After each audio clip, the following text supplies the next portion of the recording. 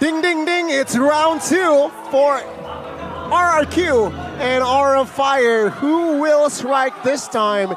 Will it be Aura equalizing, or will it be RRQ clean sweeping Aura Fire in our second match of the day? If it does happen, that means RRQ will get the first ever clean in MPLID Season 12. That's right, ladies and gentlemen. Still, every game has gone all full games, showing you exactly how competitive MPL Indonesia Season 12 is. Well, it's almost a flicker party here, Arashi. 4 flickers for the left side, 3 flickers only for the right side.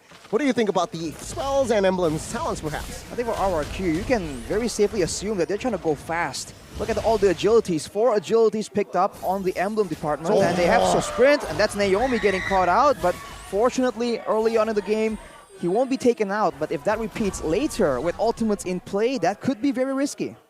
Yeah, good hook there. Now both roamers showing their muscles here in that bot side. But it seems like, again, item-wise, nothing too crazy. Oh, Clay might be caught. Oh yeah, he used the flicker here early. Good flicker out. That could have been a pick-off here for Van. But again, it's just Van utilizing the utility jungler now. Now that it's equal level, or equal standings, I would say, for the fighter and the tank in the jungle, Van is finding a lot more success. A good iron hook now. Good cancel as well. Wow, very good interaction there. It was just a disengage iron hook. Barely see that, but Aura Fire understands what their combinations can do. I mean, Kabuki got the gold crab as well, right, in that bot side, which just adds more pressure towards RRQ, lacking in that composition because that jungle camp earlier, Van won it, and now look at the rotation. Van is already in the turtle. Meanwhile, Baksha here is slightly behind. Look at how similar the rotations are, man. Roamers clear the mid lane and the mages show up on top. It's almost like a mirror coming in, but early on, who has the stronger composition? Kimura is a bit more dangerous, but Van just that much stronger, and they jump on Banana, but he'll be able to back away. Oh my god! Good proactiveness there from Naomi, right? He got the 4. He does not assist the turtle because it seems like FERXIIC is out of place. He went instead to the bot side, popped the flicker as well for securing Kabuki. Flicker Divine Judgment play.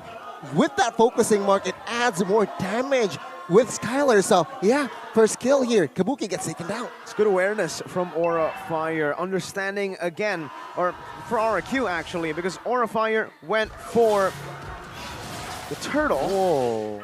And again, for town prediction, I did not say that. Anyways, yeah, now jumping I said Aura. High moving back, getting engaged on Turtles' poisons by FERXIIC already. And it seems like for RRQ again, it's just more of the reacting game early on. They know that for the pressure, they will not have as much as Aura. I want to call attention to, when you talk about pressure, right? The fact that, of course, Van is doing much better here, but on the flip side, I just realized Banana has the lethal ignition on the Grok, but in order to proc the lethal ignition, you gotta do about 6% of someone's HP 3 times to start off that interaction. On the Grok, doesn't seem like that is reliably possible. So I wonder what the plan is behind that, whether Banana has a particular plan there. Aura Fire here, 500 gold lead. It's small, but it means something, right? Pressure-wise, they have it just a little. Take a look at the items here again. It's Carry already building that corrosion. Meanwhile, still no first item here, no DHS just yet. No shoes as well here from Claude, so keep that in mind. He opted for that adaptive crossbow. What do you think? I think he's just trying to get his core items as fast as possible, but with a squad as fast as roamy as Aura Fire's right now, it's a bit dangerous, especially if he's in the front like this, right? A hook can very easily land, but FERXIIC rolls in. Shield Unity utilizing that mobility high, gonna be locked down. Divine Judgment perfectly timed, right with a flicker. Naomi gonna get engaged on damage down from the poke, coming in from the feather airstrike. Van versus FERXIIC. Oh, it's FERXIIC! 1 level down, no problem. Goodness me. What a play again, right, from FERXIIC. And now, with this momentum shift, take a look. He's already confident enough to just take the camps with this concussive blast. It just clears the jungles faster.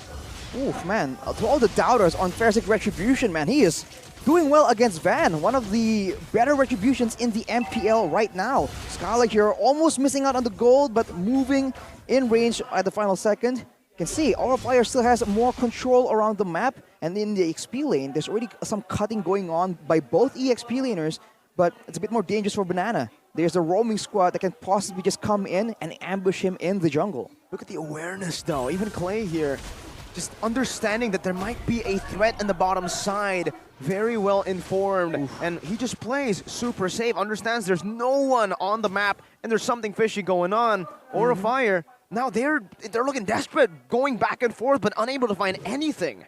Oh, it's Peep Naomi here, ready to cover Claude. Oh, it's an all-in, let's see. Yeah, FERXIIC there first of all. That's a bloody hot. Bro, it's a wild tires from Banana! And the blazing duet to the back of Buki's very low under the turret, taken down by the Art of Thievery. This Van picks up a decimation. It's a double kill, 2 for 2.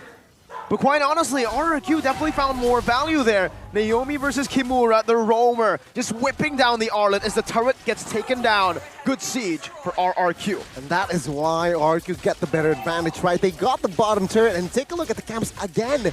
It's just all for Skylar now, funneling the gold, and now Van slightly behind.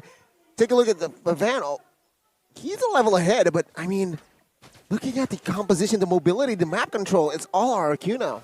RRQ, man, every time they go for a play right now, it's so multifaceted, and I'm not used to it. Usually they go for a straightforward play and they execute very, very well, that there's no way to counter it. It just happens too decisively, too fast. But now, they go for one play, but on the other side, another play is just happening.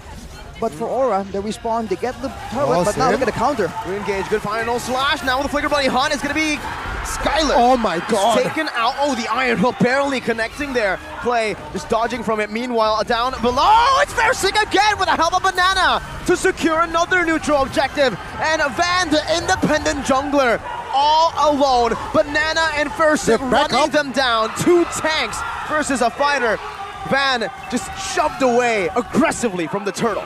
Van, no problem, says Van. Sure, I lost the turtle, but 2v1 situation, I can handle that. And in that top side, High comes in a clutch. Naomi stole that. Oh my god, Flicker, Bloody Hunt, caught one, and Skylar gets taken down, and that's a value trade for RRFire. Take a look at the economy, it's dead even back again.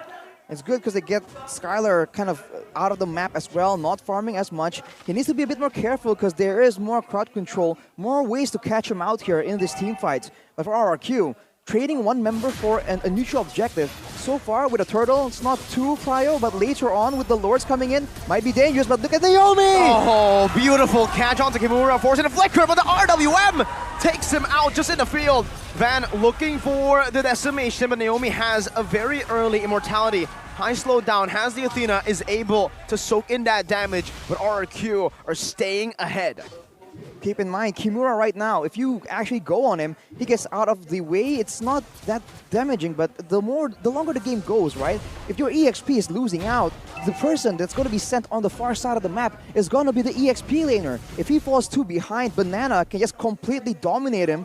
Although on the damage dealt stat here, Kimura is still on top on the Arlet.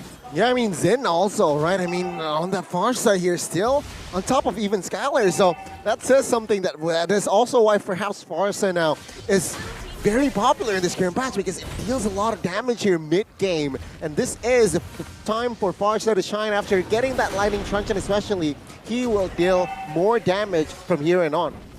Banana and FERXIIC just standing in front of the whole gang squad because fine, you can go on him, but not on Clay though! Bloody Hunt, even with Banana coming down, the final slash is still able to take Clay down. RRQ now with a Divine Judgment, re-engage high, oh, able to flicker out to safety.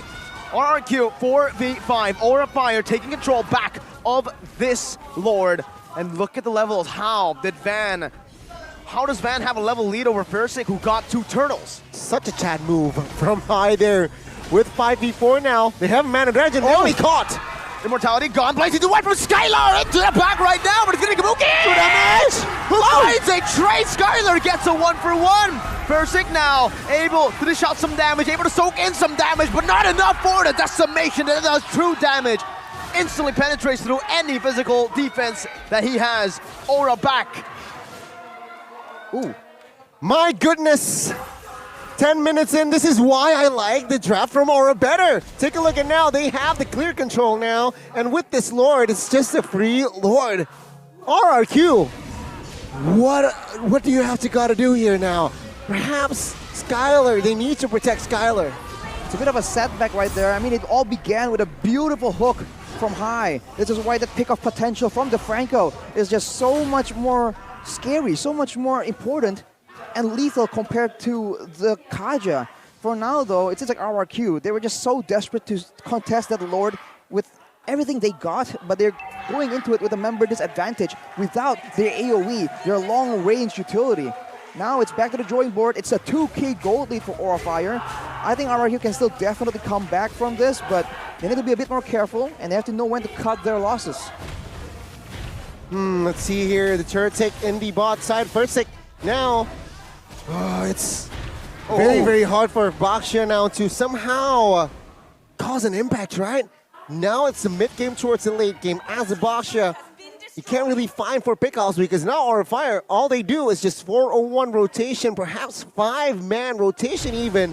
And as a Baxia, perhaps all you can do is just soak in the damage, buying time perhaps. Alright, looking for the Iron Hook. Good sidestep from FERXIIC. Soaking in that damage, just understanding he needs to put in some pressure down. The final slash, able to get him out of position. Up top, Skylar deals with the Lord in fashion. Another airstrike comes down, Naomi zone away. FERXIIC walking down, but it's gonna be stunned up now. Chain C seeds still with the turtles. His poison shots, the art of him comes down. FERXIIC melts it down. One more shot, that's the Iron Hook, but Banana jumps in with the wall charge in the back. Naomi as well. The Bloody Hunt locks him down. Van picks up a double, runs away. High with the conceal now. One more shot from Skylar, gets the conceal down. High with an Iron Hook, but the power of nature stops it in its tracks. No immortality, and High is down. Aura and RRQ trade 2 for 2. That could have been very bad for Aura, man. They were in a clump space. They got hit with the wild charge. Fortunately, I think Kimura was able to stop the blazing duet from Skylar, and that really saved them just for a bit. But that's a 2 for 2 trade, and RRQ is showing again that we might be behind in the way in AoE and in team fights, but doesn't mean we won't go for it. As Banana now gets bursted down. A lot of damage, Van. He has the decimation. A good wild charge to get Banana out in with a flicker. Clean! Fancy feet from Banana! Styling! Juking two members earlier, and Banana here, without the flicker, mind you, was able to survive that one as well. Just one ultimate though popped. Wild charge, I'm out. I think the big issue right here for RRQ is deciding who is supposed to take the Iron Hook. When it's up right there, who is supposed to stand in front and take it? Because even FERXIIC gets bursted down, Banana gets bursted down as well, so there's not a single person they can rely on to just survive the initial engage. So it's always sacrificing either Banana, Naomi, or FERXIIC, right? And that is just something Aura Fire needs to look for, but with the Lord spawning, with the bush control in the hands of RRQ, there's a good chance for them to actually find something more here, except for the wave up top being pushed in. I mean, looking at the comparisons earlier, right, the Yve here, it's quite clear that Xin really wants to dig or bank on the cooldown reduction, right? With the Mage Emblem, with the first talent, getting that cooldown reduction as well. Meanwhile, Clay, different approach. He wants to kill. He wants to give out damage. Now, we see already two different playstyles coming from one hero. See, FERXIIC's opening up the map here. Already jumping in. What happened to Naomi in the bottom lane? All alone, isolated and taken out. Now the real revelation comes down, but Kimura has the immortality. Has its pop. Banana with a wild charge. Disengaging. Kimura falls, but the airstrike comes down. Onto Banana. Van now with the decimation. Finds the back. Lord. No retry. Both are there, but Van finds it. FERXIIC unable to get anywhere, gets brought back to the team, and this should be him falling down. As the blazing duet for Skylar comes down, Van and High still able to escape. Sin falls. Skylar! Just forward now with the damage.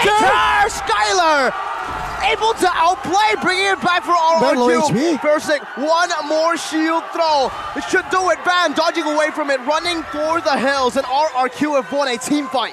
Kimura will go up in 3, but RRQ, what the heck happened? Skylar was on roids, man. And now with the Lord here, they got the Lord, but it's a futile Lord. RQ will try to clear it. Is it worth it though? Van and Kimura trying to find a member here. Oh, the damage now. Kimura makes a mistake. Instant punish from RRQ. Everybody respawning, so RRQ will not be able to do more. But man, they completely turn everything around again. Whew, getting the Lord but losing 4 members, that's not the way to go for sure. Now RRQ somehow back in control, having more time here with 5 members to try and pressure the waves, play for the vision, and looking at the items right here. For Skylar, he has the Wind of Nature, so he can be a bit more aggressive. He went for a Wind Talker now, no more boots, but he has that sprint as a backup mobility option. It's a very dangerous move, but it's a huge return since he is doing a lot of damage to the back line. A reminder here, from minute 1, Claude hasn't bought any shoes, right? He was all straight towards corrosion and no shoes needed. So again, remind you here, let's take a step back, let's breathe a little bit here, as I guess both teams now will definitely slow down their tempo. Let's talk about Brock here and the Assassin emblem with, he brought lethal ignition. I think it's quite clear what adaptive damage, physical, what happened here.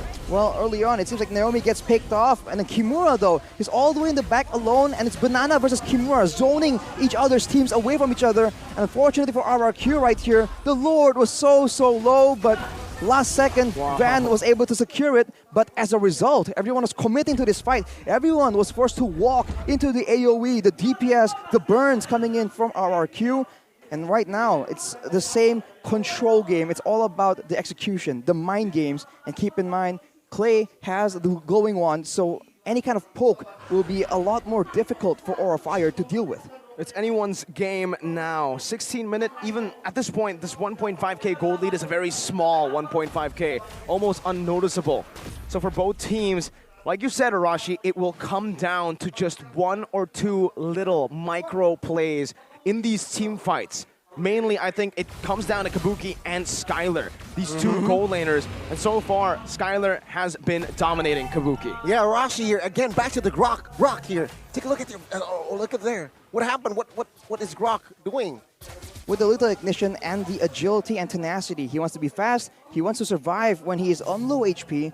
And again, if you... Well, hang on, I don't think this is the right description, but if he's going for the lethal ignition, he must be going for some kind of threat onto the back line. But now, with the waves, I think right now, the topside pushing towards RRQ, I think Aura Fire are the ones that can be a bit more manipulative with how they approach the situation. So he expects, he wants to give out maximum damage, right? With what's he building, Heptases, BOD. Add to that, the lethal ignitions also adds more physical attributes, right? Adaptive attributes. So let's see here with the Lord Dance, 18 minutes in. It's an evolved Lord, but the suppression comes through. Divine Judgment onto high, still able to flicker out.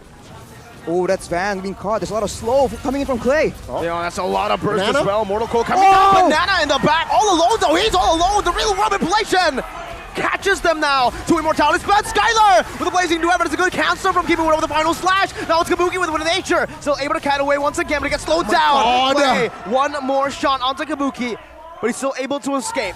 XP for Rome. Aura Fire can reset. RRQ cannot burst the Evolved Lord fast enough. They're still going to try and chunk it down though. Look at the waves though. Right, pushing in for Aura Fire, RRQ. They're going for it, but it got resetted, and now this is a bit of a tough situation. There's no way they can finish it on time now, but Naomi goes for it. Divine Judgment all perfectly onto Van. Will the damage be enough? Mortal Coil from Van. He gets out now. Player's Strike comes down. Van's still able to escape right now. Kabuki comes in with Sin to take them down. Skylar walking down with the blazing duet, dealing damage to Kimura, but Kabuki, he's hit his power spike. Real World Ablation comes down. Kabuki dashes forward. Skylar, Clay, Sin, Kabuki. The duos from both of these teams fighting for the Lord. Whew. Goodness me. The crowd love it. The casters love it. Loves it. And now it's an even game again. Minute 19. 15-14. Ooh, Aura's going for it though. 4v3. Yeah, they have an extra member. Why not? They can go on. I don't think RRQ are trying to contest it. They lost their top lane base tower due to the waves building up for side of Aura Fire. And now Skylar is being hunted down by High. Can he escape? He will be able to. And now, macro-wise, Aura Fire has a bit of an edge. They have the Lord as well. RRQ, they need to try and do something surprising here. They really need to stabilize here. Perhaps with this Lord here, remember, it's an evolved Lord, ladies and gentlemen. They might take it here. Remember, the high ground for the side of Aura Fire. Siege potential is there. Remember when I said Kabuki versus Skylar? These two gold laners are at the center for both these teams if they want to win. Kabuki has had a pretty bad game early to late, but now that the late game has come, the power spike has finally hit for him. He can dictate these fights. He actually has a better time than the Claude in these skirmishes. There's a high ground clearing coming in from Clay though, and I think right now Skylar's kind of regretting not getting the Purify, because every time he's going in with the Blazing Duet, it has always been cancelled. High now is just walking around, threatening for the hook, and they're grouping around the bottom side because the Lord will take care of the top side. That's the second base turret down, taken away by Aura Fire. They might just go for all in here. They can't burst the Lord fast enough, so this is going to be another free base turret, 3 base turrets to nothing. RRQ have lost in this trade, and it's a massive loss for them. 3 waves now completely pushing when RRQ already has a bit of a problem entering the neutral objective zones. 21 minutes in. Still no conclusion, ladies and gentlemen, for the second game. Item-wise here, a lot of changes already, but what stands out? What stands out, I think, is, of course, the main items from these gold laners, right? There's an Immortal in the hands of Kabuki. That needs to be a factor thought about by the members of RRQ.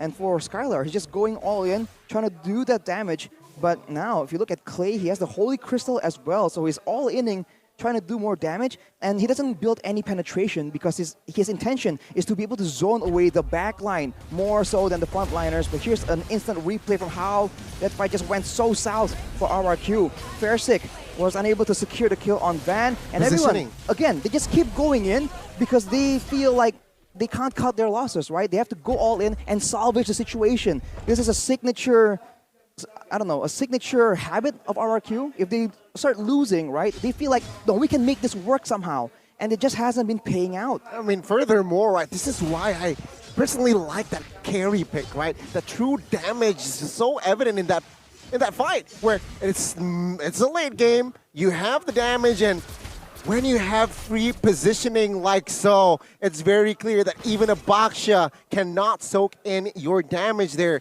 And again, Kabuki was just good positioning, good timing there in that fight. Again, if they were able to replicate low-key that fight, RRQ, I'm sorry, Rashi, again, we might see game 3 first. It needs to be careful. Oh, High didn't go for the Bloody Hunt, and that might cost him his life. That was the real world. Inflation comes down High, flickering out, but only to the immobility field. Skylar is able to gut him down. No immortality. Banana waiting for a moment to use that wild charge, but he's not able to find it. Back to the topic, though. I agree with you. Kabuki on the carry. Very, very risky pick. It's a very risky pick. But when you get to the late game, when you get to those power spikes, it is the best pick in this condition. Clears Lord fast. When you attack or even... Oh, FERXIIC jumps in. They can clear heroes fast too, and right now FERXIIC is feeling it now. It's an all-in Kabuki. Now in the back, going to be engaged on right now. That's the immortality pot. Does he buy the winner? Naomi finds the divine judgment. Skylar in the back. Winner Truncheon bot. Immortality as well. Sin is right there, but Naomi wants to get one final hit. A good final slash to disengage, and RRQCLAYY. Amazing real-world manipulation right on the edge to find Sin. Now 2 members down, the 2 most important members. It's now everyone from Aura crumble one by one. Only Kimura and Van left to defend. Are they going to go for the end here? It is possible. They have one single wave. It can be cleared out. They're trying to go for it with 4 members with the gold laner still available. There's a lot of damage being poured onto the turret. 2v4. Flicker Divine Judgment once again.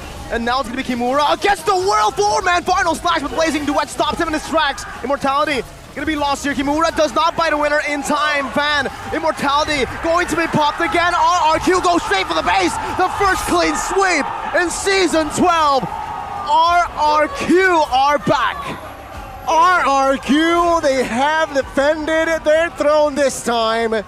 The Dragon Empire failed to find their execution. Let's take a look at Zaya and friends. What a game, what a match.